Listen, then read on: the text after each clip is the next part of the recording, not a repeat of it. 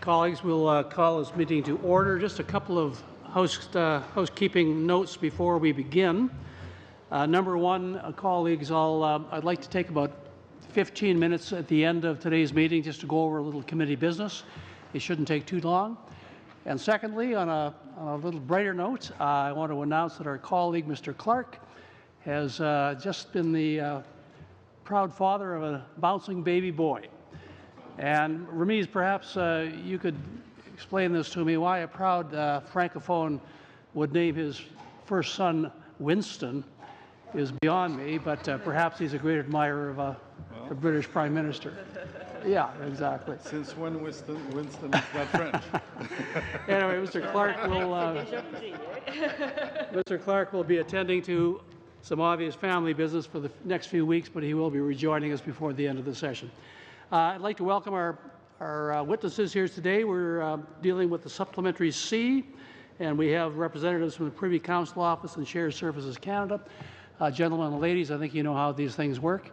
We'll have opening statements followed by a round of questioning from all of our panelists. And Mr. Dupont, I think we have you first up on my list. Your opening statement, please, sir. Thank you, Mr. Chair. Good morning to you and good morning to members of the committee. Thank you for inviting the Privy Council Office to review our 2015-16 Departmental Performance Report and, as you indicated, Chairman, the 2016-17 Supplementary Estimates C. I'm accompanied by Ms. Cami Ramcharan, who is the Assistant Deputy Minister, Corporate Services Branch and Chief Financial Officer of the Privy Council Office. My introductory remarks will be brief, so we may turn quickly to the questions of the committee. As you know, the mandate of PCO is to provide professional, nonpartisan advice and support to the Prime Minister and ministers within his portfolio, and to support the effective operation of Cabinet. As a central agency, PCO exerts a leadership role across government departments and agencies to ensure the coherence and coordination of policy development and delivery. As identified in the Departmental Performance Report, in 2015-16, PCO provided advice and service to two Prime Ministers, their respective portfolio ministers and cabinets, and successfully facilitated the transition from one government to another following the 2015 federal elections. We advised on, developed, and delivered a number of key components in support of the government's agenda, including development and publication of ministerial mandate letters, the throne speech, budgets 2015 and 2016, and two First Ministers' meetings with the provinces and territories. And as members know, a third First Ministers' meeting was held in December 2016. We performed a central advisory and coordination role in the creation of the Cabinet Committee on Agenda, Results and Communications, and the Results and Delivery Unit of PCO in support of the government's commitment to deliver results to Canadians. Finally, we advised and supported the Prime Minister, portfolio ministers and Cabinet during their first 150 days in office and on advancing Canada's presence and interests at international events such as the G20 Summit, the Commonwealth Heads of Government meeting, the Conference of the Parties 21 in Paris on climate change, the 2016 Nuclear Security Summit, and the first state visit to Washington, D.C., all of that in 2015-16. Le budget de 2016 a relevé divers besoins et initiatives qui exigent des investissements. Budget 2016 identified a number of needs and initiatives that require investments in PCO's capacity to support the Prime Minister and the government in the delivery of their agenda. Some of the additional authorities supporting new and modern IT infrastructure and security platforms and enhanced digital communications were approved through Supplementary Estimates A. In addition, the resources approved through Supplementary Estimates B included funding for the following: enhanced engagement with provinces and territories, as well as municipalities and Indigenous groups, requiring adding resources in the Intergovernmental Affairs Secretariat of PCO, active engagement with youth through a youth secretariat, serving the Prime Minister as Minister for Youth, a focus on outcomes and results for Canadians through a new results and delivery unit housed in PCO, a more open, transparent, and merit-based appointment policy, appointments policy requiring added resources in our senior personnel secretariat, and responsiveness to evolving threats to our national security by bolstering the capacity under the National Security Advisor to the Prime Minister. Turning to 2016-17 Supplementary Estimate C, PCO is seeking spending authority of $4.00 million supplementary to $157 million of authorities to date, resulting in total authorities of $161 million in their current fiscal year. Specifically, we are seeking approval for an additional $3.8 million in resources that enabled PCO to support the Minister of Democratic Institutions' activities related to electoral reform and $150,000 for access control and physical security project at PCO. For electoral reform, $3.3 million of the total $3.8 million funding was to support the following activities: engagement of Canadians through a series of outreach events, including 17 ministerial town halls across the country, with the participation of approximately 2,000 Canadians, the creation of an interactive and online engagement application, mydemocracy.ca, that allowed Canadians to identify the values and features of a democratic system that are the most important to them, and more than 360,000 unique Canadian users took part in this, and these one-time communications required the support of 4.5 FTEs. The remaining $500,000 of the $3.8 million request for electoral reform covers paid digital advertising to achieve greater citizen engagement. Dollars used for the planning, procurement, and implementation of the Access Control and Physical Security Project. Budget 2016 provided funding to strengthen security and make required investments in life cycle updates to systems and buildings. Given the evolving threat environment, both in Canada and abroad, PCO's focus includes better securing the perimeter of its facilities to prevent unauthorized entry and enable PCO and the Office of the Prime Minister to function in a safe, secure manner. The funding for the Access Control and Physical Security Project included 0.7 full-time equivalents. This summarizes the initiatives to be funded through PCO's proposed supplementary estimate C. Mr. Chairman, I look forward to the questions of the committee. Thank you very much, Monsieur Dumont. Monsieur Barr, opening statement, please. Monsieur le Président, nous sommes heureux de comparer. Mr. Speaker, we are very pleased to appear before your committee to discuss Shared Services Canada's 2016-17 Supplementary Estimate C and 2015-16 Departmental Performance Report. My name is Graham Barr, the Acting Senior Assistant Deputy Minister for Strategy, and I am accompanied by Samantha Hazen, Acting Director General of Finance and Deputy Chief Financial Officer, who will discuss our Supplementary Estimate C. I will be focusing on our Departmental Performance Report and related activities. In 2011 to modernize how the government manages its information technology infrastructure. We deliver email, data center, network, and workplace technology device services to departments and agencies in a consolidated manner to support the delivery of government programs and services. Over the past several months and throughout 2015-16, we have spent a lot of time and effort in improving our business model to better deliver on our priorities.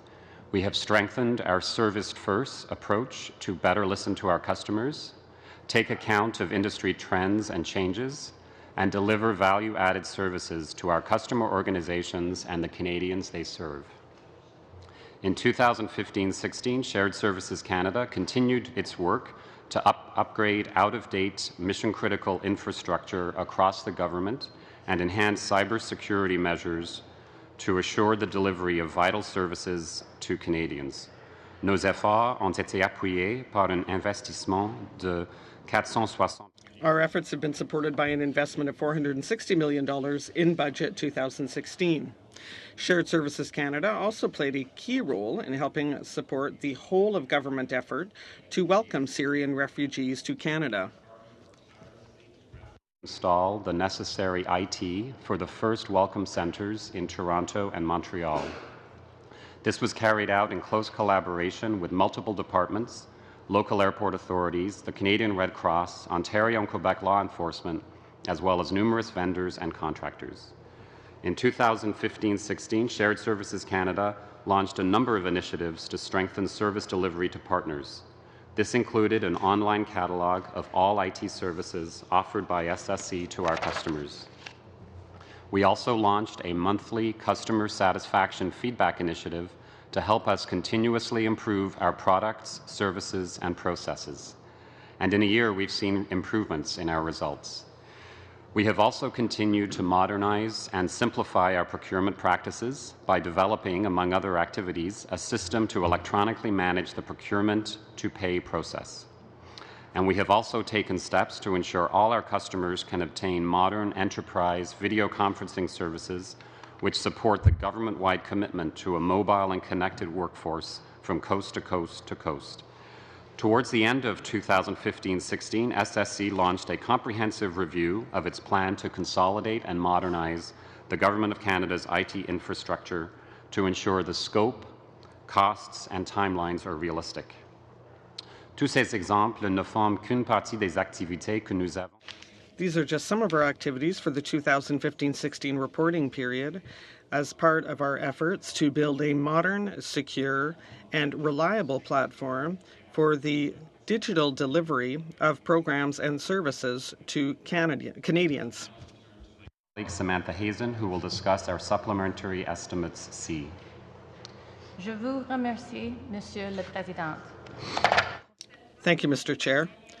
For this third and final round of estimates for the 2016-17 fiscal year, Shared Services Canada is seeking an additional $34.2 million. This includes $3.2 million in incremental funding to provide information technology services to our customer departments and agencies. Will support new government employees with a suite of standard services such as cell phones and internet access. It will also support a project led by Agriculture and Agri-Food Canada on the DNA analysis of insect and plant collection, for which SSC is providing computing capacity, storage, and ongoing maintenance. These estimates also show that Shared Services Canada is receiving $31 million in transfers from other organizations. This includes $14.4 million from Statistics Canada to stabilize a legacy data center, as well as support them in carrying out a number of surveys over the next few months. Ces travaux permettront de renforcer la relation. This work will help reinforce the constructive working relationship we have established with Statistics Canada. Working closely together, we have indeed achieved a great deal. This includes, for example, the fact that Canadians were able to participate in record numbers in the 2016 census using Shared Services Canada's networks. For a request of $9.3 million from Public Services and Procurement Canada to support various initiatives, including the department's pay operations. For example, we rapidly helped to establish call centers in Ottawa and Toronto last fall in less than 2 weeks in collaboration with the IT industry. Following this success, SSC went on to implement other related solutions, including a claim center for Treasury Board Secretariat. These additional centers were also completed quickly to meet the urgent business needs of our customers. Enfin, dans le cadre de ce budget, finally, through these supplementary estimates, we are reprofiling funds to future years.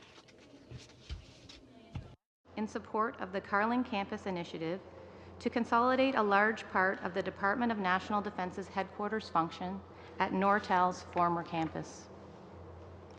This is a large, multi-year infrastructure project led by Public Services and Procurement Canada as the custodian. Shared Services Canada is responsible for all communication equipment, connectivity, as well as information management and information technology to support D&D's business operations. I'm pleased to note that after 4 years of work, The first wave of D&D employees moved into the newly refurbished, updated, and upgraded Carling campus in January of 2017. And all employees were well equipped with IT tools and services to deliver on their roles and responsibilities. Le déménagement est actuellement en voie d'être. Currently, the move is on track to be completed by 2019. However, due to some delays related to construction, some of the funding Shared Services Canada had planned for 2016-2017 is now planned for 2017-18 and 2018-19. We would now be very happy to take your questions. Thank you. Thank you all very much. And now we'll begin our questions. Madame Shanahan, 7 minutes, please. Thank you very much, Mr. Chair, and thank you to everyone for being here this morning with us. My question will go to Shared Services, I believe Mr. Barr. We've heard from Shared Services a number of times over the last 12, 18 months. I understand that you're working on your updated IT transformation plan, and so just to refresh the committee here, could you give us an update on the purpose of the plan and its scope? Sure, I'd be happy to. The purpose of our transformation plan is to chart the way forward for the consolidation of the government's email, data center, and network systems. Before the creation of Shared Services Canada, our SSC's partners, customer departments, had 63 different email systems, 50 different wide area networks, and over 500 different data centers. So the vision of our transformation plan is to consolidate that, to streamline, and to modernize so that we can build the IT platform for the delivery of services to Canadians. As you've noted, towards the end of 15-16, we launched a comprehensive review of that plan to consolidate and modernize IT infrastructure. We based our review on the lessons learned from our early years. We've also, in the fall, undertook a broad-based consultation with Canadians, with industry, with federal public servants, with departmental CIOs, all aimed at ensuring that we get the best possible advice and input from the various stakeholders to shape the plan. Under the leadership of the Treasury Board of Canada Secretariat, an external review was launched in the late summer. That review involved the services of an expert panel, a panel of experts from different jurisdictions who had undertaken IT consolidation and modernization efforts before. So all of that work was undertaken during the summer, fall, and early winter of the past year.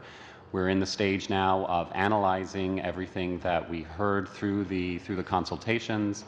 The expert panel and the independent review process is wrapping up. So our goal is to have a new and revised transformation plan that will be ready for consideration by ministers, that will have more realistic timeframes and scope to chart the way forward. Okay, because that was a major criticism, was the delays in putting forward that plan and also, making it public. So when do you expect to have that made public? The consultation did take a while, but we wanted to take the time to do it right. We wanted to take the time to ensure that we heard from as many stakeholders as possible. For example, we undertook 3 different industry roundtables, meeting with representatives from 78 different companies and industry associations. We set up an online portal on our website to receive suggestions from stakeholders on how to improve our plan. We received 2,500 different suggestions for improvements to our plans. So as I said, we're in the process of analyzing through that. We anticipate wrapping up our analysis in the coming weeks, and we'll provide that to ministers for their consideration. Okay, and when can this committee expect to see the plan? That will depend on the length of time or the process of ministerial consideration. Okay, thank you for that. Just another question then concerning the estimates. How much time do I have, Chair? 3 minutes, all right. So I do remember very well the satisfaction survey, the customer satisfaction survey. So I'd like to have an update on that. Last year at this time, it was 2.79 out of 5, or yeah, that's about this time, yes. So if we could have an update. Yes, yeah. that's correct. So we continue to conduct our satisfaction survey on a monthly basis. Our most recent results for the month of January 2017 indicated a score of 3.1, so our highest ever. That may seem like a small increase from 2.79 to 3.1, but it's an increase that's important to us, that validates the various service improvements that we have been able to put in place, despite some of the challenges that we do face. And it's encouraging for morale for SSC employees as well, and is helping us start to restore our customers' confidence in Shared Services Canada. We will continue to conduct the survey on a monthly basis and look forward to even better results in the future. And what are the areas that are still lagging behind? So the customer satisfaction survey tests 5 different drivers, and the area that is the lowest is with respect to timeliness of our business processes. So our customer departments perceive that it takes longer than they would expect it to for them to receive services from Shared Services Canada. Okay, and the steps that you're taking to improve that? We're currently streamlining our business intake process to ensure that streamline the number of steps in that process, as well as we have set up account teams. So each one of our customer departments is supported by an account team at Shared Services Canada, and we are trying very hard to integrate ourselves into the business of departments, so we have more advance notice of what the business requirements for those departments are, so that there aren't surprises when they come knocking at our door for a particular service. We already can see it coming on the horizon. Okay, and are you requesting additional funding to help you in those efforts? Not through Supplementary Estimate C, no. Okay, all right, thank you. Mr. McCauley for 7 minutes, please. Very welcome. Good morning. Mr. Dupont, I'll start with you, if you don't mind. I didn't see it in your DPR, but I found a fun quote from you from last July. Privy Council Office takes lead in dealing with pay system fiasco from the Prime Minister. Can you walk us through any involvement your department had with it? Because it's very clear the Prime Minister said PCO was going to take the lead, and yet it's not mentioned in your DPR, and we see ongoing problems with it still. Well, PCO provides the direction, and as I mentioned in my remarks, coordination of action in the Government of Canada writ large. The responsibility for Phoenix resides clearly with the Department of Public Services. Right, so the Prime Minister indicated... Was that just kind of for show? No, it means that ultimately... It sounds like you're saying you really didn't do anything. No, Mr. Chair. There remains a responsibility, a primary responsibility, an oversight responsibility, and for the Clerk of the Privy Council as head of the Public Service to take this matter seriously and to ensure that it is fixed. So all the resources are being applied to addressing the very real challenge that Phoenix has posed to the public service and to public servants. That, of course, has meant ensuring that we are bolstering the resources of public services, of procurement department to manage this pressure through additional centres, that we are focusing on ensuring that individuals are paid accurately, that we are addressing the backlog that was identified, and so forth. So, in short, Mr. Chair, if I may, what the clerk is ensuring is through regular meetings between himself and the Deputy Minister, and ensuring that through the action of the Privy Council, we are satisfying ourselves that all efforts are being made to resolve this issue as quickly and as effectively as possible. Oh, okay. I just want to get to the democratic reform. That money has been spent. There was like $3.3 million for supporting engagement. That money has been spent, correct? Correct. The My Democracy, I mean, it was rather amusingly mocked politely in the paper, et cetera. Did we go out to bid on that, or was that a sole source contract? It was the process that was used, Mr. Chair, it was a sole source contract, but under what is called advanced contract award notice, there's a public notice to all suppliers that the PCO intends to award a contract to a pre-identified supplier believed to be the only one capable of performing the work. Sorry, Mr. Dupont, I'm short on time. Just a couple questions. So who made the decision to choose that company? Because it had been insinuated that they had been linked, I think, either to the current government or to the provincial Liberal government. And I'm just curious if you said that was the only company capable of doing this? The VoxPop Labs was identified as a company that was able to do this. No other companies were known at the time to offer the same service. And however, a notification who would have was made that decision, please? Because it sounds very strange in this day and age that this company, widely mocked for what they put out, was the only one in Canada known to be able to do a simple survey. Ultimately, this is a process that was run by the Privy Council office. As I indicated to you, the notification was provided so that any other party who thought that they were able to provide the service could have come forward and offer their services. At the end of the day, again, this was managed by Public Services and Procurement Canada in compliance with Treasury Board policies on contracting and procurement. Okay, so Public Works. Where did all the data that got collected from this, what happened with that data? Was it sitting somewhere, shared services, was it destroyed? No, Mr. Chair, a public report, the summary of the exercise was published in January 24. It's on the website of the Democratic Reform, for Democratic Reform.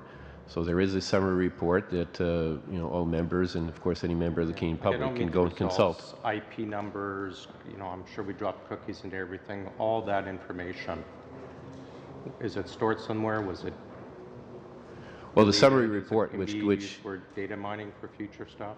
I'm not sure where or how. We could certainly find out where all the individual kind of answers may be residing, but the summary report was made public and is readily available for consultation. In total, altogether, over 360,000 Canadians participate in the survey. I'm sorry. Okay, so I'm just going to switch our shared services quickly. You mentioned the D&D for Carling. It's nice to see it's finally happening. We know there's been a lot of issues with shared services. It's a huge project, much bigger than I think anyone really expected. Did the D&D project have any way interfere or with with shared services ability to get the other work done, the email transformation, moving over the data centers? Was it just kind of a bridge too far, one project too many? Just a point of clarification, is the member referring to our project to expand and modernize the board and data center on the D&D base? Well, you mentioned D&D in Carling. Oh, the Carling campus. Yeah. No, that was not no, Carling campus was not one project too many for Shared Services Canada. Okay. 30 seconds. Oh, okay. I was going to ask you to update us on the email transformation, but I've only got about 30 seconds, so I'll just say I'm very happy that your service scars are going up again. They were up last time you were here, so very good. And we'll get back to data centers and email transformation next round. Yeah, there will be another round, of course. Mr. Weir, you have 7 minutes.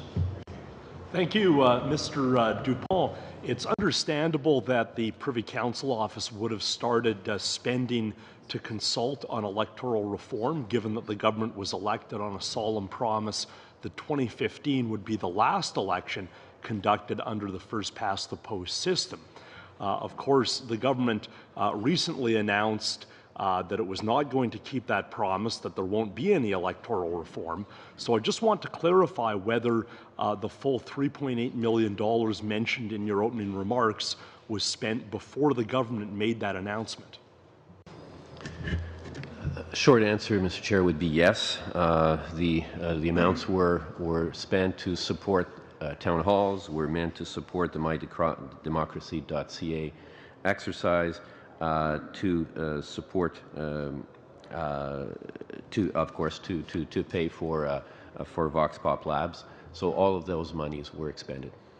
So given that the government revealed after those activities that it had no intention of changing the voting system, would you consider that to have been misspent funds? Mr. Chair, I think expenditures that are undertaken to consult Canadians on a very serious matter, such as electoral reform, certainly would be considered broadly to be well-spent funds. Then a decision is taken by the political process in a democratic system, and of course, as public servants, we respect that decision. Well, I think they would be well-spent funds if they were part of a genuine process. But if at the end of it, the government just announces it's not actually going to do anything, is that really something that we should be spending public funds on? Again, Mr. Chair, what the monies were able to do was to ensure that there was participation of 2,000 Canadians in town halls across the country, that there was participation of over 360,000 Canadians in an online exercise, that there were other opportunities for Canadians to express themselves, and then it is for the democratic system to take over in terms of the conclusions to be drawn from the exercise and the decisions to be made. Well, the great majority of those Canadian participants that you mentioned indicated a preference for a proportional voting system, yet the government decided not to move forward at all with the new voting system. So can we really conclude that those consultations were a good use of public funds? Interject for a moment, and Mr. Weir, I'm listening very carefully to your intervention, but you have to realize that the Privy Council office, of course, supports the efforts of the Prime Minister's office. They are not the ones making political decisions. So I would ask you that you try and phrase your questions in a form that will respect the abilities of the PCO, as opposed to the political decision making, which of course goes to a completely different standard. Yeah, fair enough. And I mean, the PCO is kind of the intersection between the public service and the political arm of government. So it's kind of on the borderline, but point well taken. I guess to ask about the PCO's supplementary estimates more generally, CBC recently noted that there's an increase of about 1/3 over the last fiscal year. And I'm wondering if you could just give us a sense of the rationale for that very large increase in the PCO's budget. Yes, I may, Mr. Chair. And what the story that the member refers to was talking about was the increase in the main estimates for 2017 relative to 2016-17. Which is fair. A lot of that, in fact, represents amounts now built into the PCO base that this committee saw coming through supplementary estimates A and B and C, so that there has been clearly expanded mandate for PCO over the past, since the coming into office of this government, for creation of the youth secretariat, for a more merit-based governing council appointment process, for the results and delivery unit, for a more robust intergovernmental affairs function. And so these kinds of functions that we have explained at this committee that came through into 16-17 through supplementary estimates now, to some extent, not all of it, but get built into the base of main estimates that reflect then the increase vis-a-vis 2016-17. So I could go through in more detail the items, but they're roughly the items that this committee has heard about over the past year. Okay, no, fair enough. I also have some questions for shared services. I suppose Ms. Hazen, particularly because it's on the supplementary estimates. Just last week, we learned of a memo from the RCMP Commissioner to the Minister of Public Safety with a long list of complaints about a lack of IT support, faulty telephone headsets for 911 dispatchers, long network computer outages that affected officer dispatch and mission-critical databases, as well as computer hardware failures that resulted in some permanent losses of police information. And I wonder if the funds that are being requested in these supplementary estimates will fix those problems. Thank you for the question. The funding that we're requesting in Supplementary Estimate C, none of the money is being requested to spend towards our partner at the RCMP. Okay, so could I ask more generally what Shared Services plan is to address these major problems that the RCMP has highlighted? Thanks for the question. We have recently made changes to improve the services that we provide to the Royal Canadian Mounted Police. We formed a joint task force with the RCMP in November 2015 to address critical issues, and we have made some progress. We're using funding received through Budget 2016 to replace aging telephony equipment, networks, storage for the RCMP. There have been, as the member notes, the recent outages supporting RCMP services and programs. The most recent one on January 19th, 2017 was not in fact caused by network equipment that was well past the end of its life. That network equipment was still had a useful life until 2020, was under maintenance contract, and also was receiving software patches on a regular basis. Nevertheless, we will be replacing that network equipment. With respect to some of the other incidents that were noted, Shared Services Canada has been working really closely with the RCMP, whether it was on the sites of the Fort McMurray wildfire, whether it was in Moncton, to ensure that federal emergency response providers had all the IT equipment that they needed to do their jobs, including cellular phones, internet connectivity, security, firewalls, etc. So there is some improvements to be made, but we have taken concrete action over the past year in this regard. Monsieur Drouin, s'il vous plaît. Thank you, Mr. Chair, and thank you to the witnesses. I want to touch a bit on shared services, and I can appreciate the questions from Mr. McCauley, and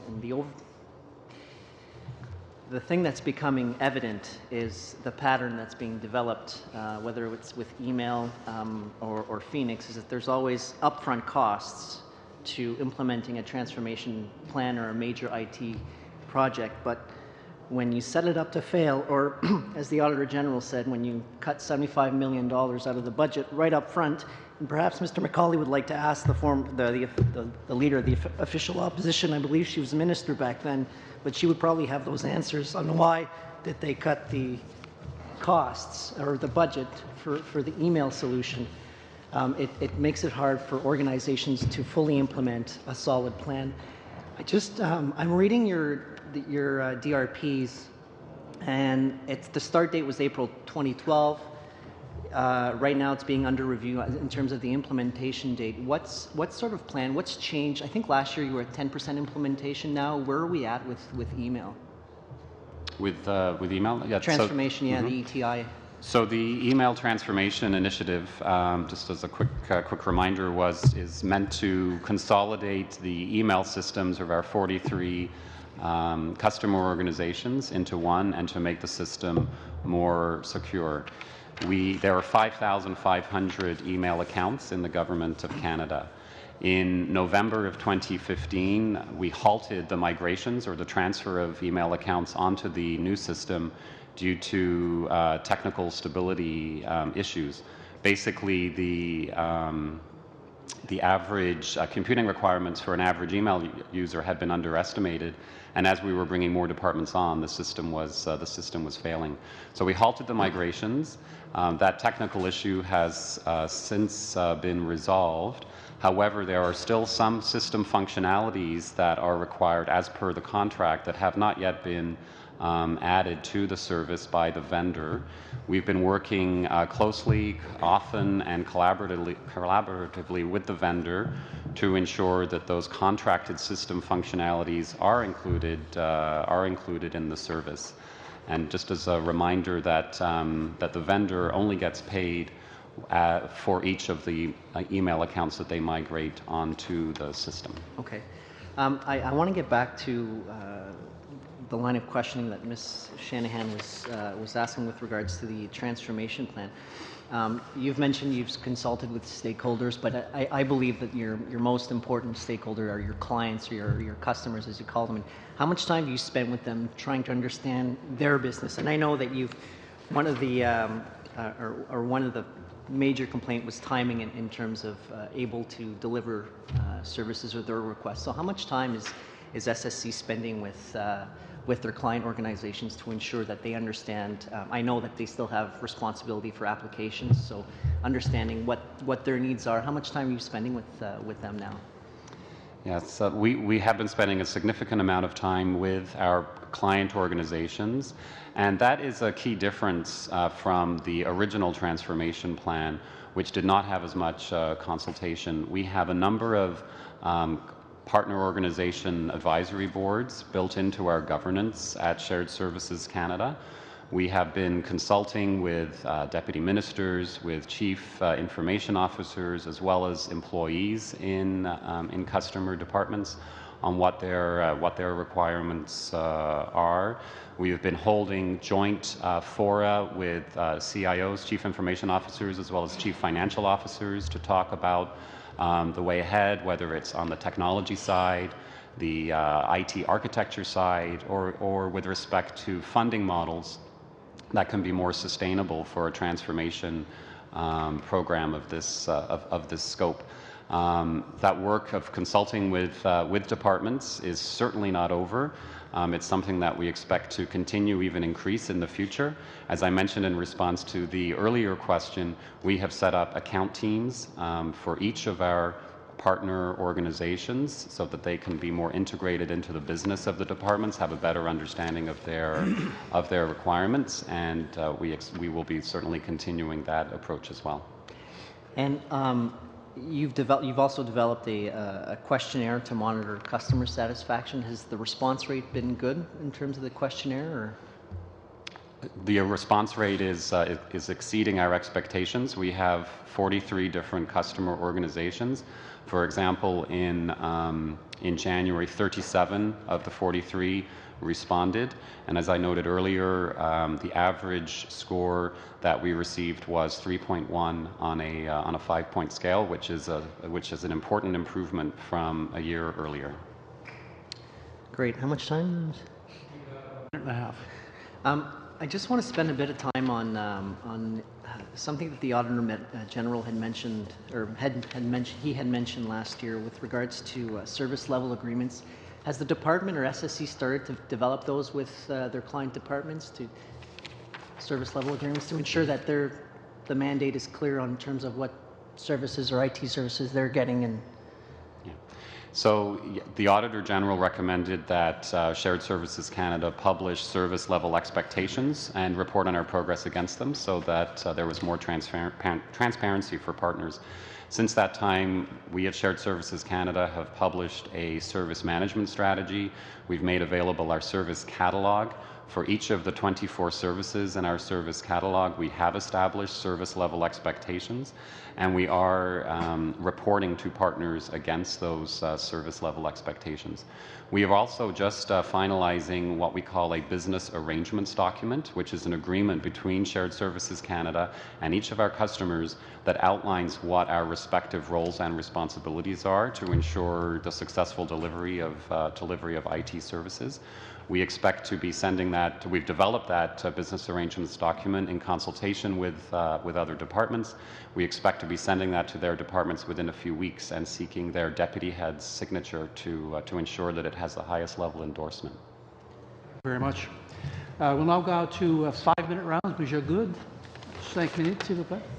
Mr. Gourd, 5 minutes, please. Thank you very much for being with us. We're talking about $57 million in the budget. So you're asking for $4 million more to bring us up to $61 million, and I also see $161 rather, and I see that with regard to electoral reform, didn't the Minister of Democratic Institutions have the budget required to carry out her initiatives? Wasn't that included in her original budget? Mr. Chair,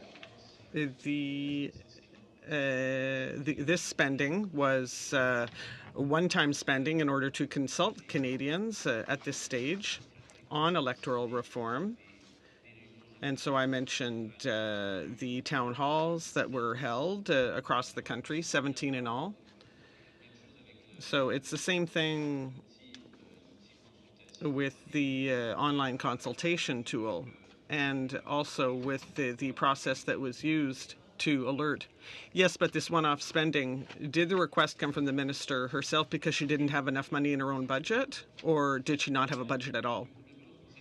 Well, the PCO doesn't have budgets in order to provide for this one-off spending. So that is a decision of the government to grant this additional budget and to PCO, and then it was ratified. But so the government asked you to undertake those initiatives because the minister did not have the budget to do so. Is that right? Well, the government decided to carry out those activities. The PCO must inform the government that doesn't have the budget necessary to undertake this spending, and then the steps are taken to obtain the funding. It seems to me that there was this consultation of the 2,000 Canadians, and then the online tool for $3.3 million. Now, was it half and half? Do you have any details of this $3.3 million, how it was broken down? What was for the engagement with the Canadians and the creation of the online tool? Yes, I said $400,000. That's what the PCO granted to support the town hall, so that's $400,000. With regard to the online consultation tool, we paid $369,000, including the report, and we also spent $1.9 million to invite Canadians to participate in this exercise through a mail out to homes, and then there was spending on staff. There were 4 full-time equivalents, and that totaled $700,000. So $1.9 million to invite 2,000 Canadians? No, it was to guide them to the mydemocracy.ca site. So we're talking about 300,000 users of this site? Well, you can do the calculations as well as I can. What the government wanted to ensure is that each Canadian had the opportunity, was aware of this exercise, and could participate in it if he or she wanted to. So 1% of Canadians, do you find that that's a success?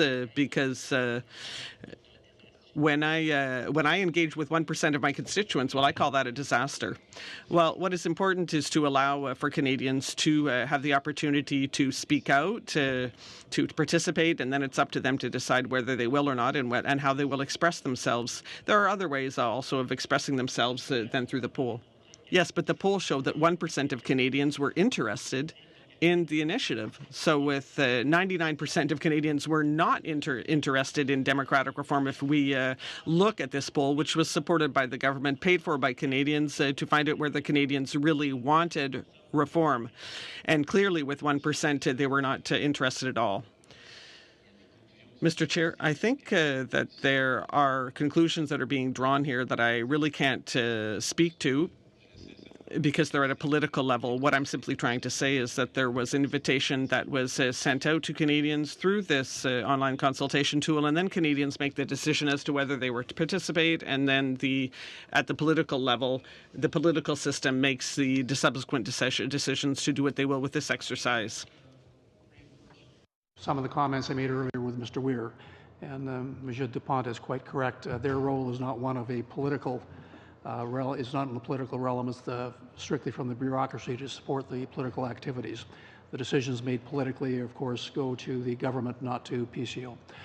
We will now go to Madame Ratanzi for 5 minutes, please. Thank you all for coming, and thank you for taking questions that were of a political nature as well.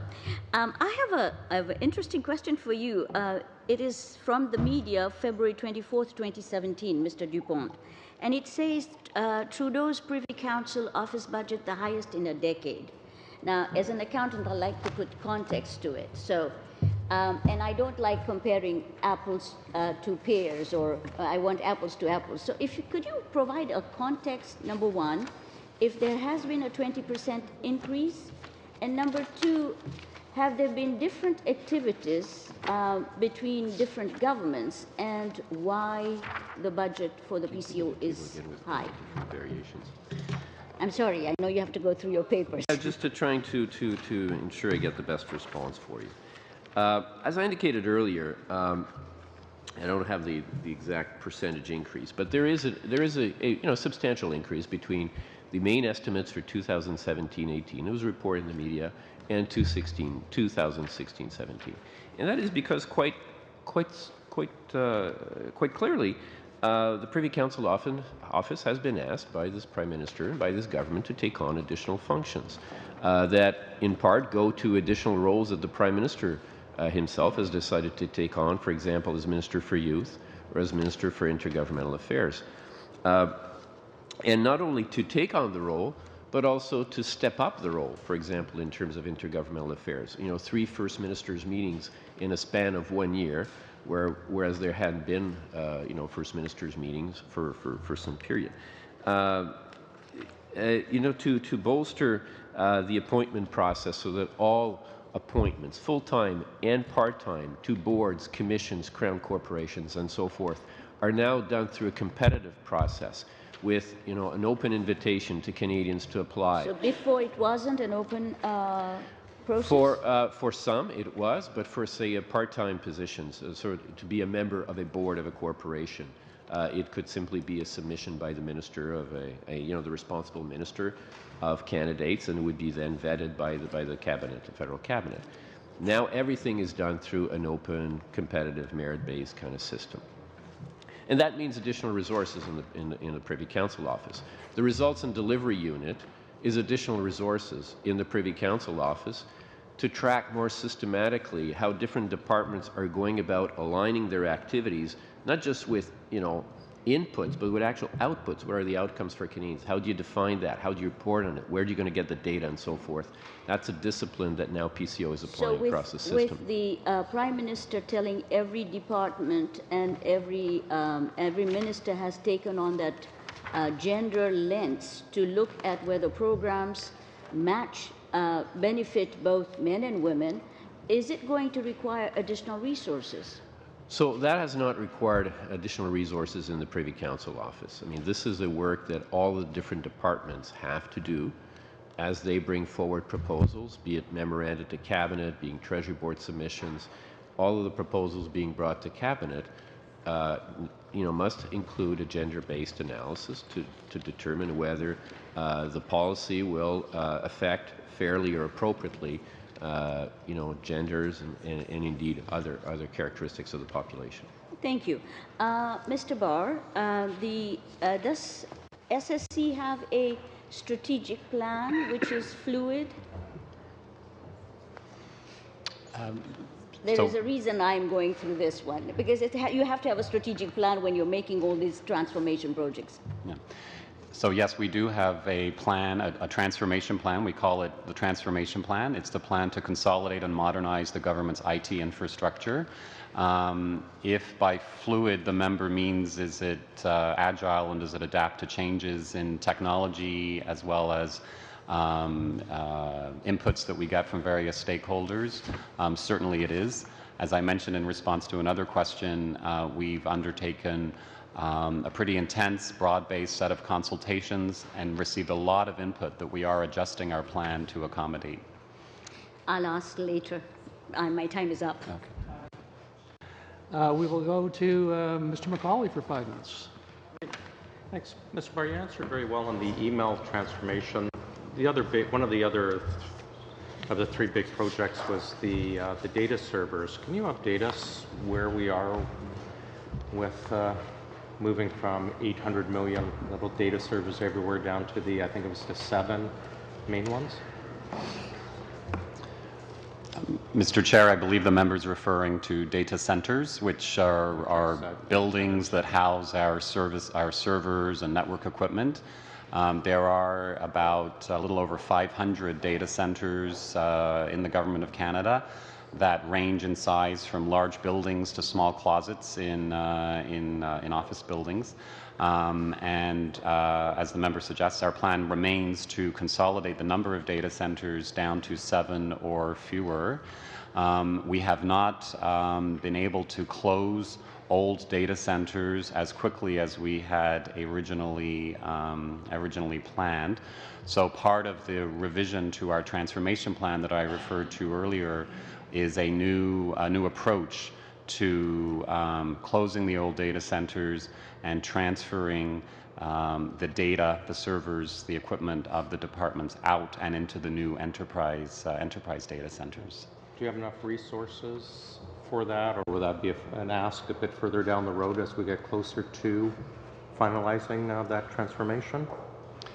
Part of our revised transformation plan that as I said earlier, we're wrapping up the analysis on includes complete costing for all of our IT consolidation and modernization projects, including our data center consolidation project.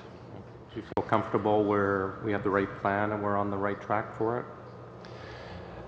The plan that we've been developing as a result of the consultations and the analysis of our lessons learned is a much more realistic plan with much more realistic timelines, but also a realistic migration schedule. As I mentioned earlier, we're currently just finishing our analysis of the 2,500 suggestions we heard from industry stakeholders and Canadians and departmental CIOs. And then we'll be putting that before ministers very shortly. Oh, great. Your service scores, do you break them down by department, or is it an overall? When you said you grew, I think from 2.7 to 3.1, is that overall, or are you able to break them down by department? Our customer service scores? Yes. Yes, we get a score for each of the departments. The 3.1 that I mentioned earlier is the average of the 37 of our 43 partners that responded to the January survey. Okay. And how do you deal with the low scoring scores? I'm sure the RCMP was not high up there, considering their comments recently. Do you have a plan to go after those, or is it a mixed bag? Some are low scores because of their infrastructure, some is service delivery. We do take a very targeted approach. The implementation of the customer satisfaction survey has really helped our efforts to improve service delivery because it allows us to target specific departments. For the departments that are in, I'll just say loosely, the bottom 10, we have developed in consultation with those departments action plans, specific concrete actions aimed at first understanding the scores that those customer organizations gave us, but just more importantly, what concrete actions can we take to turn it around in the coming months? Great. Ms. Hazen, very quick question. You mentioned in the sub-Cs there's money for new phones, new equipment. Is this replacement for current existing employees, or are these for brand new employees who have come aboard? As a part of our request through Supplementary Estimate C, there is new funding of $1 million, and that is to support some of the standard suites of services that we offer to Government of Canada employees. And it's really money to cover the cost of new FTEs that have been added to the Government of Canada since the time of our main estimates. Great. Thanks. We'll go to Mr. Whalen for 5 minutes.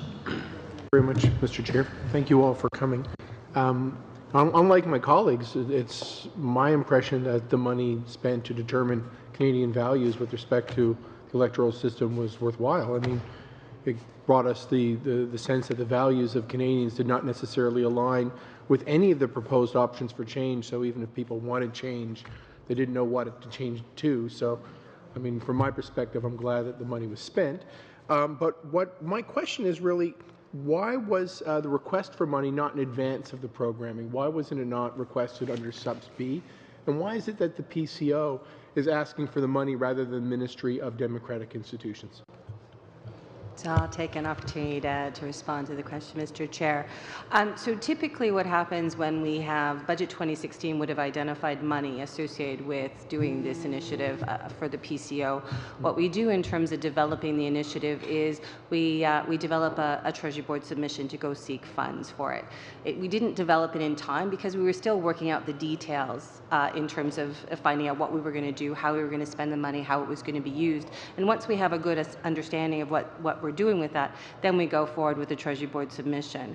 When your Treasury Board submission is heard, that depends on whether it's in your Subs B or in your Subs C. So the Treasury Board submission wasn't heard in time for it to be in our Subs B. So it would have been, the work would have been underway, we would have been developing our proposal, but we would not have had it in time to meet the timelines associated with a Subs B estimates kind of initiative.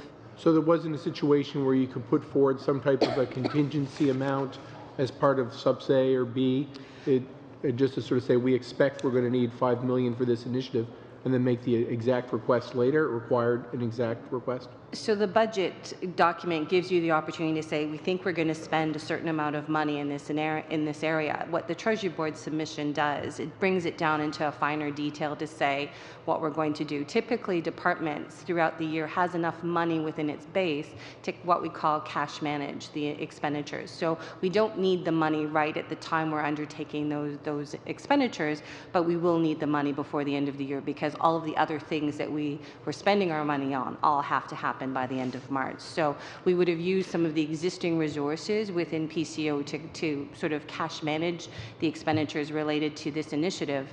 And then by the end of the year, we would need to balance the accounts. Now, in terms of speaking about why doesn't it go directly to the minister, all of the budgets for any government activities come into a department. So we are the department that supports the Minister of Democratic Institutions, and therefore that's why it comes to us. Okay, so within the department, what was the total? Is this the total overall spend for the Democratic Reform Initiative? Is the 3.8 for the entire year? It includes, 3.8 for the entire year is the forecasted expenditure. We won't know the exact amount until the end of the fiscal year, which we still have about 4 weeks to go, but that's the estimate for what we generally expect we're going to spend. Mr. Dupont, it looked like you were going to interject there. Yeah, I was just going to say, I mean, there is this exercise on electoral reform and reaching out to Canadians, that's it. But there is continuing democratic reform, of course, under the Minister for Democratic Institutions, that we will be supporting her. There were some monies in Supplementary Estimates B that will likely be ongoing, which is about $1 million a year, 7.5 person years, that are bolstering the capacity of the Privy Council Office to support the Minister of Democratic Institutions in her ongoing mandate. Indeed, she has a new mandate letter from the Prime Minister.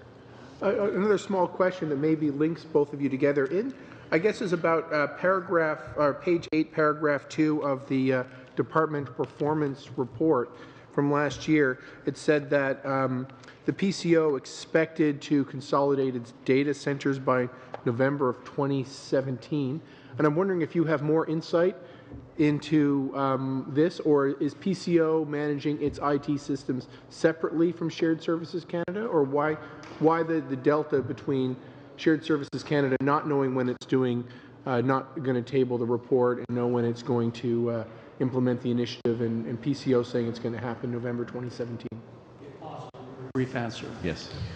So maybe what I could suggest is in our departmental report for last year, what we were talking about is getting ready for the eventual move to the extended data centers for which Shared Services Canada is developing. So that's why it's not done right away. We have to look at all of our applications, look at our data, make So sure is it's November clean. 2017 still the timeline that you're working towards, or has that changed? I think that's changed. I don't think we're going to be able to get there by November 2017, but we're trying to do the best we can. And it is through Shared Services Canada that this work is being Absolutely, done? yeah. Thank you very much. To complete our first round, we'll go to Mr. Weir for a 3-minute intervention, please. Thanks very much. I felt that Mr. Whalen was on the right track there asking about the supplementary estimates for democratic reform. And Ms. Ramcharan, you made the point, of course, that you have an estimate in the budget of how much you're going to seek, and then you can come forward with a more precise amount through the Treasury Board's submission. So I wonder if you could tell us how much the amount we're looking at today, the $3.8 million, how does it compare to the amount that was budgeted originally? If I recall correctly, the amount that was sought in Budget 2016 as initiative was going to be over a 4-year initiative. So what we provided for initially in our Treasury Board submission, and we would have provided this before we would have known the results of the conversations with regards to democratic reform, or within a very short period of time between the results were known and we presented our Treasury Board submission. What we ended up getting, in essence, was only 1 year of funding related to the democratic reform. So we would have sought a longer period of funding in our Treasury Board submission, but what Treasury Board ministers gave us was 1 year, with the opportunity, as we better understand what our next steps would be, the opportunity potentially to go back and seek the additional money in a subsequent Treasury Board submission. Okay, but can you make any kind of comparison between the amount that was originally envisioned and the amount that was actually spent? I mean, even if it was over 4 years, presumably there was some kind of accounting of about how much There per is. year. Unfortunately, I don't have the quite details with me, but I can definitely get back to the if you committee. could maybe come back with a written response on Sure. that, I think that would be of great interest to the committee. If I may, Mr. Chair, what I would add is that, you know, what has been spent this fiscal year is what was projected to be spent this fiscal year on the exercise. Oh, okay, fair enough. I mean, that's exactly what I was. So it's not over or under budget. It's pretty well on budget. Okay, so would it be fair to say then that all along the plan included this mail out to all households in Canada? Not necessarily all of the modalities, but essentially a budget had been set to reach out to Canadians, and then those were ultimately the amounts that were expended on it, yes. Okay, fair enough. Thanks very much. You've got about 30 seconds. Okay, well, don't worry about it then. All right. Colleagues, we'll go into round 2, and as I said, I'll need about 15 minutes at the end of this meeting to deal with some committee business, so we won't have enough time for a complete round, but I think we will have enough time for a full 7-minute round, and then 2 questions, one from each of the government and the Conservatives on the 5-minute round. Starting off, Mr. Peterson for 7 minutes, please. Thank you, Mr. Chair. I want to thank everyone for being here this morning and for the work you put into preparing for today, and frankly, the work you do for Canada on a daily, ongoing basis. So thank you for your commitment to that. Just a few questions I want to touch on here, and if I may, off the start, just make a bit of a comment. I think, frankly, it's kind of shocking that any member of Parliament would think it's a waste of time or resources or money to consult Canadians. I think that's the fundamental role of a member of Parliament. So any efforts we can make to consult Canadians, I think, is one that should be lauded and not critiqued. It's certainly the way I look at my role as a member of Parliament, is being able to hear what Canadians think. And frankly, if we can do that in an effective and efficient manner, it's certainly incumbent on us to do so. And I think that was done during the My Democracy exercise. The expenses of $3.8 million. Every Canadian had the chance to participate. You know, members might think 360,000 is a small number of Canadians to consult with, but that's probably 360,000 more than were consulted in the decade before. So I think it's an achievement to be the same. The consultations used to walk down to the PMO, and that's where you would consult. So we've moved away from that regime, I think. But I want to talk about another component of the PCO's estimates here, and it's the smaller part, the roughly 50, I think it was, 154 access control and physical security projects to strengthen the Privy Council's office security infrastructure.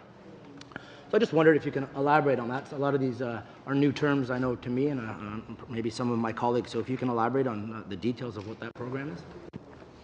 Sometimes, Mr. Chair, the unfortunate part of our business is we introduce new terms, but for things that members would readily recognize, which is essentially when you go, for example, through a security gate that is that's automatic and with a pass that you can flash so that the gate's open and you can come in. That is in part what we're talking about here, which is essentially for the Privy Council office, we have altogether in the perimeter around Langevin 11 buildings altogether. We're trying to modernize and ensure that we have state-of-the-art security systems for access to this building, to these buildings. And so what we're doing now, and it's actually going to continue on to next year, this is the beginnings of the process this year. We do have to do planning, procurement, and implementation for this access control and physical security project. That's door access control systems, which means there's a software, of course, supported by servers. There's a control panel, there's card readers, and there's cards that are going to be issued to Privy Council office employees and so forth. And that is simply to bolster the security of the perimeter. And that access control is part of a broader exercise to ensure that the Privy Council office and, of course, the Office of the Prime Minister can work in a very secure environment. Okay, and this was, I'm just wondering why this is in the subs and wasn't sort of planned ahead of the game. Why is there just a bit of a... Again, we had monies, put forward or announced in Budget 2016. Some of the monies were secured in the Supplementary Estimates A, others in Supplementary Estimates B. This is a relatively small amount for this fiscal year, and therefore was carried into Sub C. There's no, particular reason for it, but those are going to be, as I indicated, a carryover to the next fiscal year of this project. Okay, thank you. And just still with the PCO for a moment here, I went over your performance report, and you categorized the priorities into 3 priorities, I think. Is it time maybe to revisit those priorities based on the new roles, the new functions that your office is performing? You're effectively, I think, supporting not just the Prime Minister now, but also the Minister of Youth and the Minister of Intergovernmental Affairs. Do you see any reason to change the priorities of your department, or does that new role, can it fit into the priorities as they exist? Thank you for the question.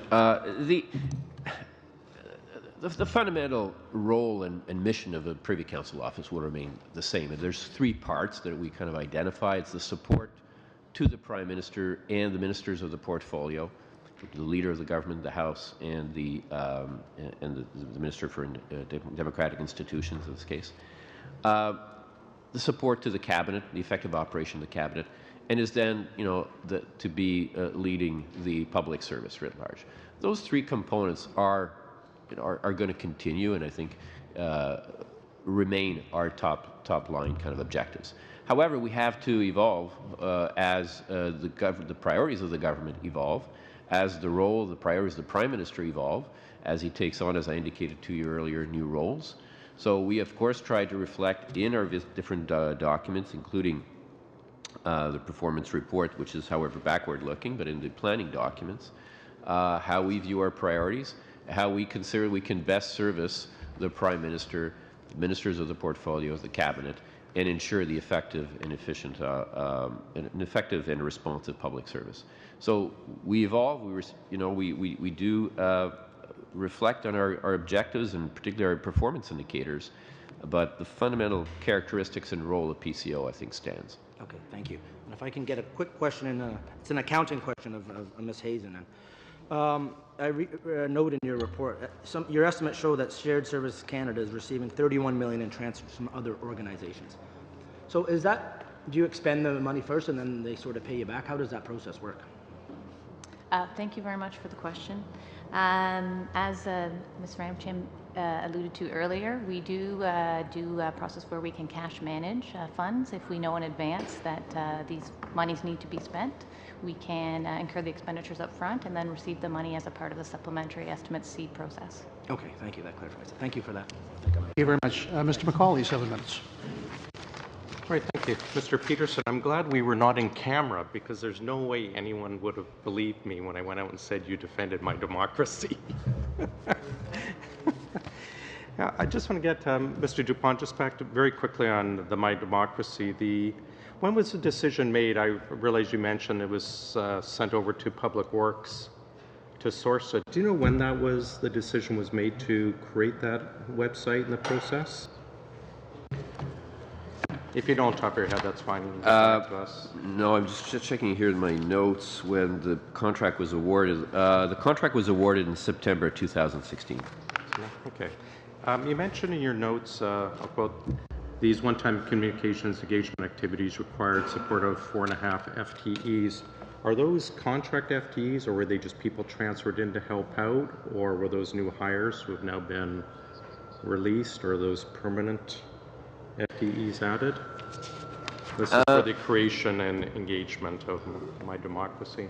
Right. I mean, I wouldn't, PCO has about 1,000 employees altogether. So there's a fair amount of movement in any particular year, and we'll adjust to some of the pressures up and down. So I would suspect in this case, I'm happy to check to be very clear about that we would have allocated some resources, maybe hired a couple of extra people that would have been devoted to this activity, and then that requirement's no longer there the following year. Just shuffled on to other duties? Yeah, it's probably just part of the overall churn. People there? Yeah, yeah. Great. The 500,000 in the subsidies for ads, I'm not sure if you discussed it already. What is that for? I know it's horizontal line. So thank you for that, because we talked about a bit when we talked about reaching out to Canadians, the mail out that basically went to the households. There were. Was that the yes, Democratic Reform one? Correct. That was mailed out to the households. So I did mention that earlier. Okay. But in addition to that, the 500,000 refers to design, media planning, and media buy of digital advertising, banners and posts. So that included, banners on various websites. Was that solely the support of the Democratic Reform, or was that across the board for other items as well? It was also in support of Democratic Reform, of electoral reform. Okay. Right. And that include Twitter ads, Facebook ads, and so forth, so that again, individuals could click and then be directed to mydemocracy.ca. How many people are currently employed in the Senate selection process? It's come up before in a couple of our subs meetings.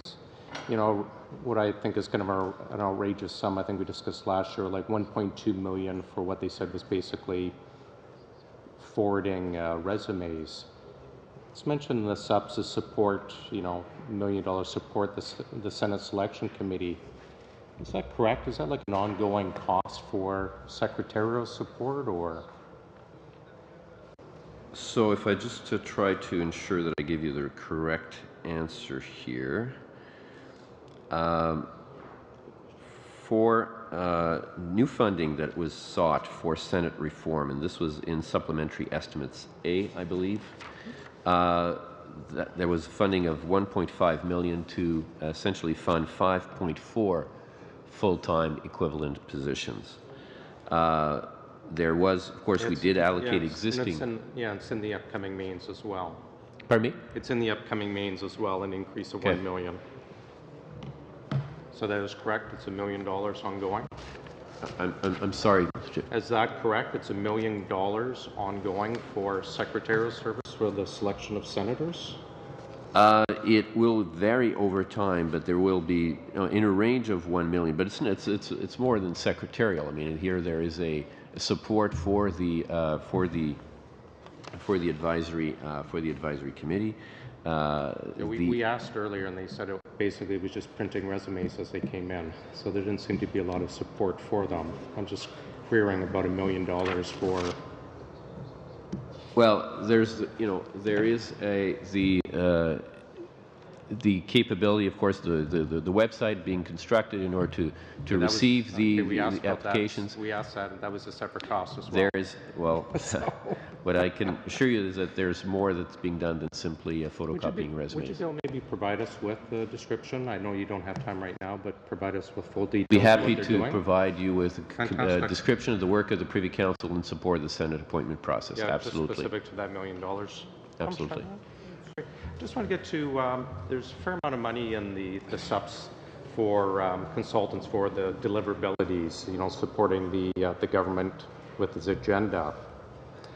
With that, one of the things that's come up recently with the PBO was the issue of the procurement, getting the promised procurement money out the door. Is that something that would have been assisted through the deliverables, like getting the government agenda pushed forward? Would that have been assisted from PCO, or is that completely separate? Mr. Chairman, I'm not sure I understand the question, whether it's addressed to PCO or to Shared Services Canada. No, to PCO. Like Okay. you talked about, there's I think it's $26 million in consulting money for deliverables for the government, you know, to ensure the government rolls out its agenda or assists the government with its agenda. I did not say consultants' money. Okay. No, the sorry. Consultants. No, we no. talk about deliverables. Okay, so deliverability is.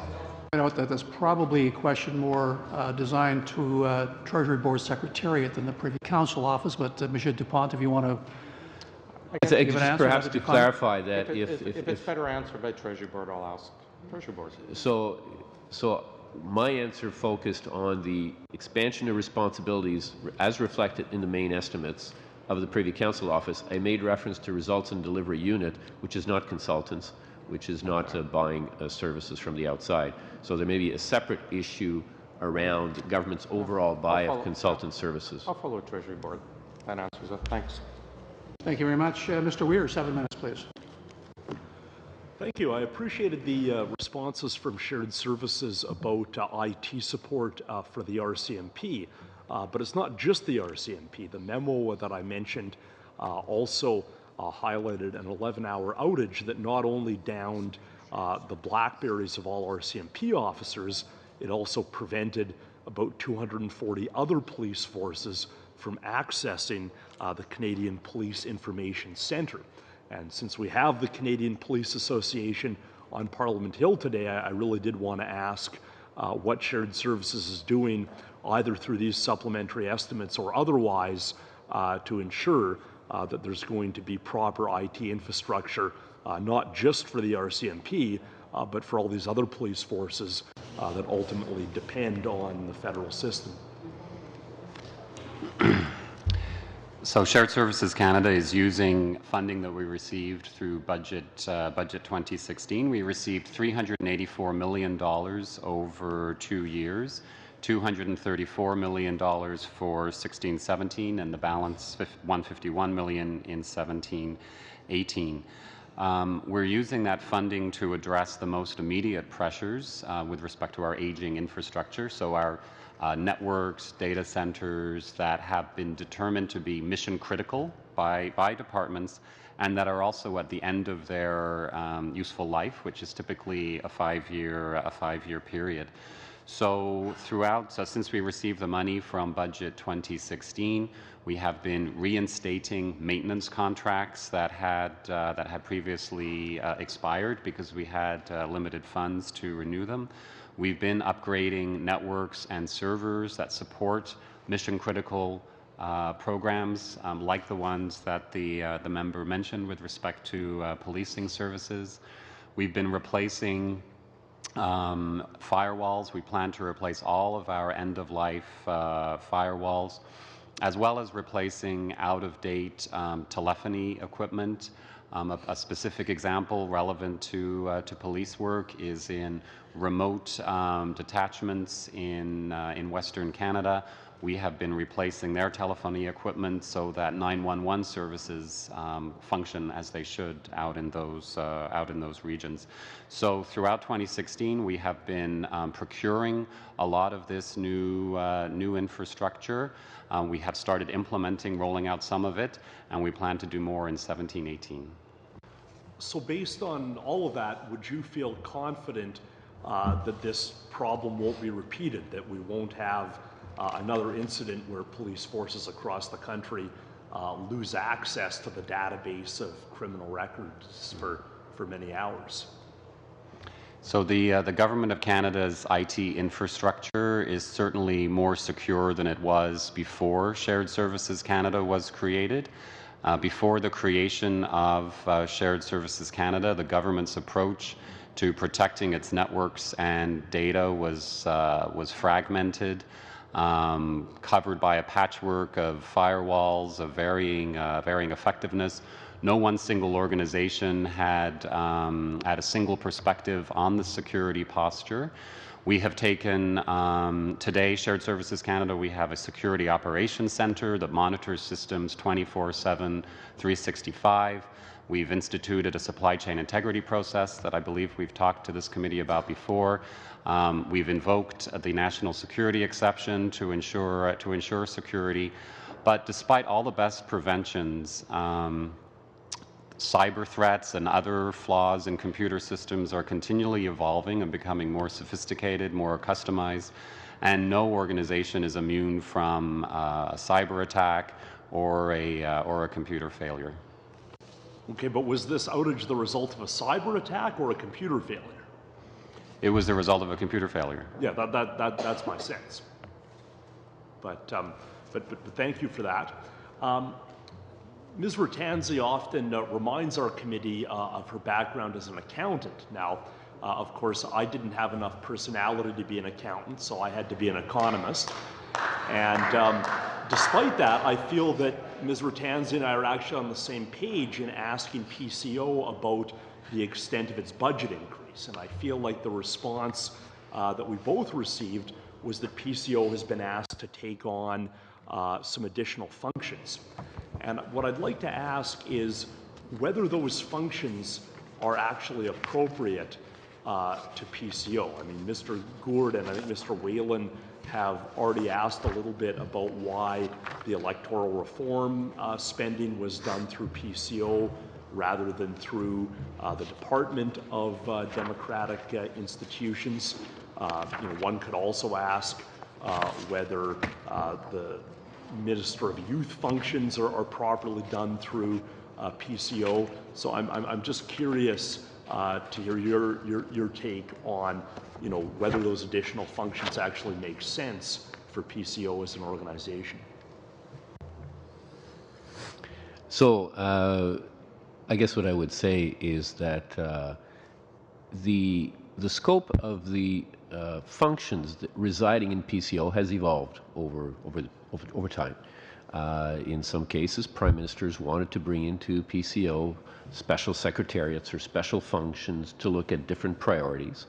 And PCO has evolved over time in response to those priorities of different prime ministers and different governments. It is perfectly within the prerogative of the prime minister to organize the machinery of government as per the allocation of responsibilities that the prime minister sees.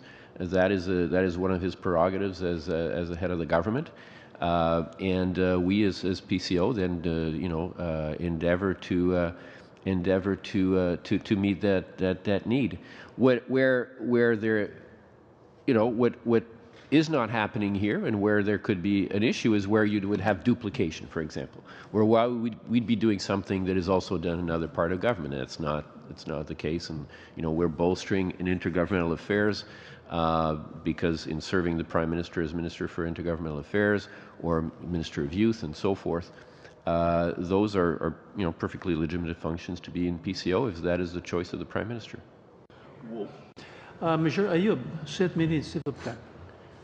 Merci, Monsieur le Président. Thank you, Mr. Chair. I'd like to direct my question to the team of Mr. Barr. When I look at the departmental performance report of Minister Foote, we see dates and we see a number of topics with their status reports, and usually it looks like most things are on the right track. However, there are dates of beginnings of project and the end, so we can see that some things go beyond 2015-16. Now, if I look particularly the Syrian refugee settlement program, it says that it's it says that it's ended. I'm looking at page 13 of the report. So what are the plans for 2017? Because the next report, 2016-2017, will that have another line with regard to the welcoming of Syrian refugees? Or will that not be spoken of at all?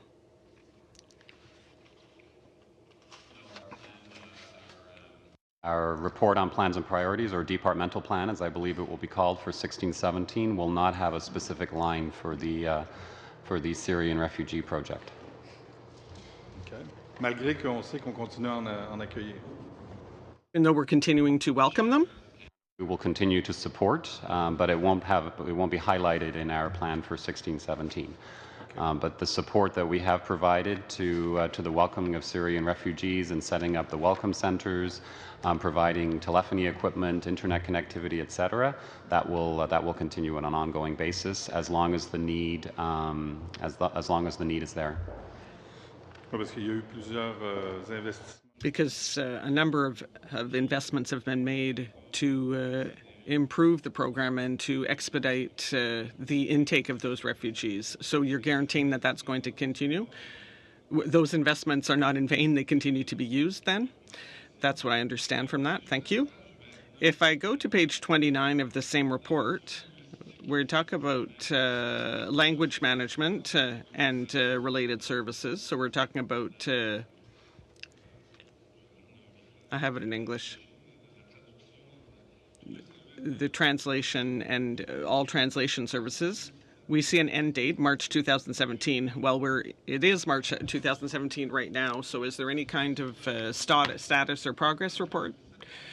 Because March 2017 seems to be the end date, whereas I thought I understood that that type of service is continuous. It's ongoing for the next of years. There's no end date for service delivery or improvements to translation services. Looking at the Departmental Performance Report for Shared Services Canada. Je regarde le rapport ministériel sur le rendement 2015-2017. I'm looking at the DPR, Department Performance Report, 2015-2017. Is that for shared services? No, I'm talking about public services and procurement. Services Canada. We are in the same portfolio as under Minister Foote, but Public Services and Procurement Canada is a separate department, and I'm not equipped to talk about their departmental performance report today. Sorry, I had all those. I believe they're appearing on Thursday. Pas de problème. OK, donc si je vais sur un autre. Okay, I'm going to turn to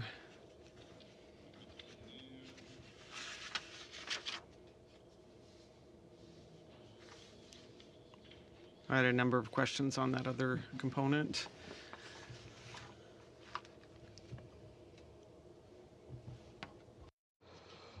Peut-être des projets spécifiques, ouais, je peux peut-être aller là. I'm going to go to some specific projects. In shared services, you asked for $64 million that were reprofiled in terms of the subsidies. As compared to $870,000. Can you tell us a bit more about what that money is going to be used for? Yes, thank you for the question. In our supplementary estimate C, we are asking to reprofile $64.2 million. That money is for two specific purposes or projects. The first one is $52 million in regards to funding for the Carling Campus project that I spoke of in my opening remarks. So we're moving some funding to the next fiscal year, 17-18, as well as to the next subsequent fiscal year, 2018-19. The other item that comprises the $64.2 million is a reprofile of funds in regards to budget 2016 funding we received on the cyber and IT security front in order to augment our security measures for our IT infrastructure across the Government of Canada. And that is an amount of $12.2 million that we will be moving to the next fiscal year. Thank you. And can you tell us more about the work being done by Shared Service related to the Carling campus? The Carling Campus project is led by PSPC, so Public Services and Procurement Canada. SSE is providing the related IT infrastructure support associated with the move to Carling Campus. That's it. That's it for me. Merci. I'm not sure, Monsieur Gourde? 5 minutes. Mr. Gourde, 5 minutes. Thank you, Mr. Chair. In the Privy Council's budget, we see that there's quite an increase. You talked about the responsibilities of the PCO. You said that they have evolved, probably at the request of the government and, well, rather the PMO. So are these new initiatives, or were these initiatives that existed in other departments and that were brought under your responsibility?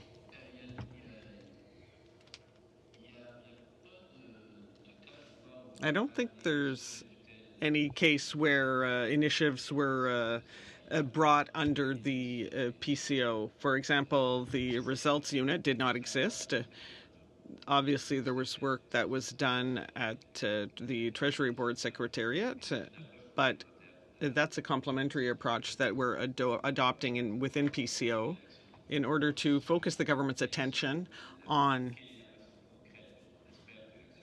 how government action will impact Canadians across the country in terms of the economy and other variables that we will be able to measure.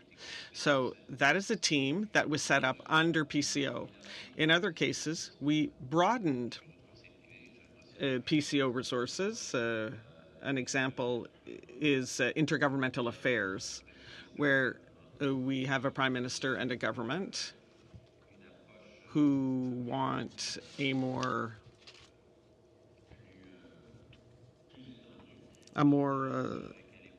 broader relationship with the provinces and territories on a number of files, and that means for us we need to better support the Prime Minister with regard to the overall strategy of intergovernmental relations. So on a case-by-case basis, for example, the Youth Secretariat didn't exist before, so we created a unit within PCO to support the Prime Minister on that as well. So overall, those are new priorities that either broadened needs that were already there or created new needs that did not exist. So these needs, these broadened requirements, the 33% additional budget in the new year, will that become a permanent budget or not? Well, when we talk about the 33%, that is indeed with regard to 2016 to 2017 as compared to 2015-16. So we're conducting a restructuring initiative with regard to our own IT system within PCO. We had a system that was starting to show its age, so we need to invest, and there's an amount of $4 million that's being invested as compared to 2015-16 that come under IT investments and other organizational changes that we had to make simply to bring the PCO up to standard. So there are certain functions that will remain, depending on whether they remain Government of Canada priorities, and there are other one-off investments, one-time investments, that aim to renew the assets of the PCO. Now, all of those initiatives required new hires. Do you have a number for these new hires compared to previous years? I'm just checking. I apologize, I'm just checking. Est-ce qu'on peut revenir même dans le courant de cette pas forcément par if you give me a few minutes, I can find it for you, and then I won't have to get back to you in writing. Yeah, well, I don't want the member to lose his time because of our searching through our papers here. 113, sorry. full-time equivalents. 113 personnes. Donc, 113 full-time equivalents this year with regard to the previous fiscal year. So we're getting up to around 1,000 now. So we were down around 900, and this brings it up to about 1,000. Yes, I'm talking approximately. So that explains why there was an increase in 12% in the numbers of employees. So, yes, as I was saying, we were talking about $22 million for information technology investment. So we had to spend money on some services. These are things we had to acquire to ensure a modern computer infrastructure. Tanzi, 5 minutes, please. Thank you, and I'll ask 3 to 4 quick questions, and then you can answer, because otherwise I'll lose my time. I'm curious, what is the intersection between PCO and SSC with regards to risk mitigation strategy on IT, number one? And number two, in terms of cybersecurity, I understand SSC is working on cybersecurity, but you didn't use half of your budget last year, so what is your thought process in moving it forward, and how are we doing there? And number three, when Wayne Smith came to us, he talked about the strained relationship between SSC and Stats Canada. Has it improved, and are we moving forward? And the last, I think you may have answered Mr. Weir, so do you have a baseline data on for the RCMP, pre-SSC and post-SSC, because they were also raising some concerns? Thank you. So let me address the first question, and I think Mr. Barr may address the others. So in terms of the relationship between the Privy Council Office and Shared Services Canada with regard to the security of our information technology infrastructure, think about it as we are the client and they are the service providers. So we clearly will have discussions about explaining our risks tolerance, or intolerance, perhaps I should say, and that they will, as technology providers, be able to work with us in developing the solutions that will meet our needs. So that's the conversation. We are the client, they're the providers, and we need to get to a mutual agreement on what can actually be done. I'll go in reverse order. There was no baseline for RCMP services before the creation of Shared Services Canada. In fact, for the vast majority of departments, there was no baseline on service levels, and that has been one of our fundamental challenges at Shared Services Canada, is that there was very limited information on services and assets that were consolidated at SSC, which means that we did not have a basis for service level agreements or to measure if we were improving service. With respect to Statistics Canada, over the past several months, we have built a strong and productive relationship with Statistics Canada, aimed at ensuring that we have a reliable and secure IT platform for the delivery of their important programs. The Chief Statistician and the President of Shared Services Canada meet every 2 weeks to monitor progress on mitigating risks associated with IT. There are currently no outstanding operational issues at Shared Services Canada related to IT. We have worked very hard over the past few months to secure their existing IT environment, and we are working on a strategy with them to eventually move them out of their old data center into a new one that will completely meet their security requirements. All the SSC staff that work in the data centers servicing Statistics Canada are cleared to the secret level, and they take an oath to respect the requirements of the Statistics Canada Act. With respect to your first question about what are we doing on cyber security, so we are using Budget 2016 money to strengthen the 3 connections to the internet that the Government of Canada has to ensure that we can scan all the traffic that goes through those network connections, even if that traffic is coded. We're also creating and building a list of applications that are safe to be installed on the shared network infrastructure. That's in addition to what I mentioned earlier in response to the earlier question about our Security Operations Center. We have a computer incident response team that provides guidance and mitigations to departments through the form of information products. We've instituted, along with the Communications Security Establishment of Canada, a supply chain integrity process to ensure that no untrusted equipment, software, or managed services are procured by Shared Services Canada or used in the delivery of services to Canadians. And this is part of your capital or operating budgets? It's a mix. It's a mixture. Yeah. I guess my time is up.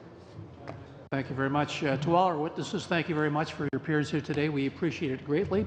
You are now excused, and colleagues, we will suspend for about 2 minutes, come back in camera to discuss future business.